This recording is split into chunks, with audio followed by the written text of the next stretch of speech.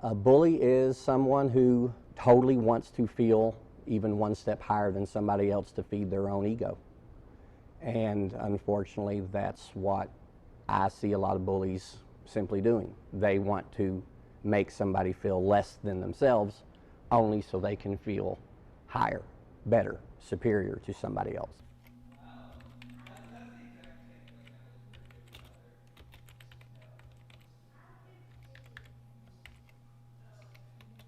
Well, I was sitting in the gymnasium waiting for the morning bell to ring, and I was talking to one of my friends, and this dude comes up and starts talking about my mom, and I told him to please quit. So he grabs me, throws me down the gymnasium stairs, and I just about broke my leg. One of the things that I can remember was constantly being bullied because when I was starting out in school, I had a lisp. And I had the world famous Elmer Fudd problem of constantly saying W's instead of R's and W's instead of L's.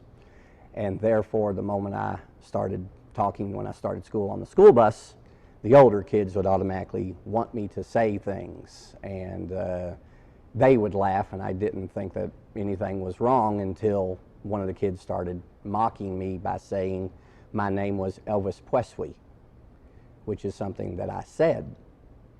But when I realized that it was really those kids picking on me, that's when it was really a time of not wanting to go to school and not wanting to do anything except stay home in my room. It lowers your self-esteem. It can make you not want to be around other people because you're afraid of what they're going to think because of what these others have said to you. It can almost make you want to become a recluse. It can make you want to hurt yourself because people think so poorly of you, or you think they think so poorly of you because of what the comments that just a few people make.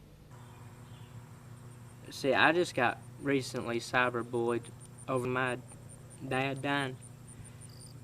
He had been sick for about 2 weeks before that happened, and he'd been like getting real dizzy at work because it was so hot outside. And he was on top of a 3-story building, and he fell off. It was actually one of my best friends, and told me in a text message, he said, "You should go fall off a building," and he said, "Like father, like son." It tore me up so bad that I had to be sent to 2 psychiatric hospitals within 2 weeks of each other. A student of our school, on the day that we opened up a play production here, basically said that all of our drama kids were homosexual, using, of course, the derogatory term. When I turned around, because he said it loud enough to be heard, he just barked it again. And the reason why you're all homosexual is because that's what drama is. This quickly got back through the grapevine of a high school, which travels very fast, to every single one of our kids. My responsibility, though, because this is a student and I am a teacher, I of course had to report the child. That child was told, go back to class. School officials need to come into 2012 and realize there are children out there that kill themselves, that physically maim themselves, that will kill other children because of bullying. It's not just kids will be kids and boys will be boys. This is a big problem. I know myself, I quit high school. I tried to kill myself because of bullying, and I don't want to see the kids go through that. It's not fair to them. And when school officials turn their head, they need to be out of the schools. There needs to honestly be, at every school, a truly, significantly working plan to discipline. And I will say that probably at 90% of the public schools in our country, there probably isn't something like that.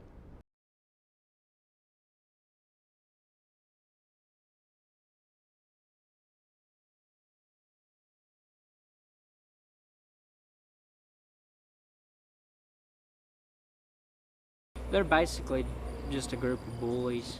Like, They pick on little girls and older guys, and they made fun of mentally retarded kids and all that stuff. So that's like a different level of bullying, I consider it. Cyberbullying is a real problem. It's every bit as bad or worse than being bullied in person because people can hide behind a username. There's no way to guarantee who that person actually is. They can have 15 different usernames. You block one, they create another one and bully you under that one. You can go online and you can pretend to be somebody that you're not, so it's harder to get caught. There's people that go online and sexually harass people, bully them, tell them to kill themselves, call them losers and stuff. I've personally seen it done because there's a page where this girl, she committed suicide, and so somebody made a Facebook page saying, "Thank God so-and-so is gone." And I was like, well, that's not right. So Facebook, MySpace, Twitter, just the entire internet has caused a lot more problems for bullying than it needs to. I think not being face-to-face kind of gives you an advantage because they can't tell your emotions or they can't even see your face or then. So I know a lot of people that when they get out in the real world, they say nothing about anybody. But when they get online, they just want to go ahead and just apparently let their mouths open and say stuff about people that, you know, may or may not be true, but it's still hurtful. I think any kid nowadays that says there's a victim of bullying, that's probably the source where it's coming from. I have a kid who I think the world of. Comes from a good home, wonderful family, close to the kid. Has everything going for him, athlete, smart.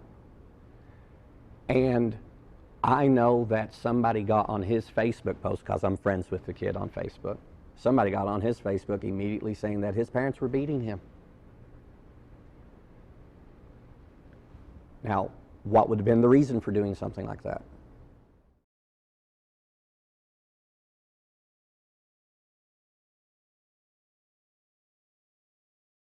Chastity had made a status about Lekealem County Ratchets.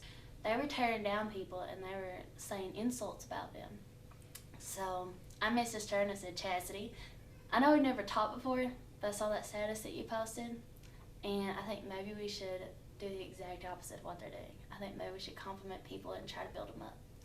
And I made the account, and we both tried to come up with a name until I finally said, well, beast was a popular word, so bring out a beast. And then we just started complimenting people, and from there it took off. We're a Facebook page that people can come to us, remain anonymous, talk to us about anything, have their story posted online. We have a website also that people can go to and post their story, talk to us, email us, get in contact with us about anything. We just basically help people out so that they don't commit suicide or hurt other people.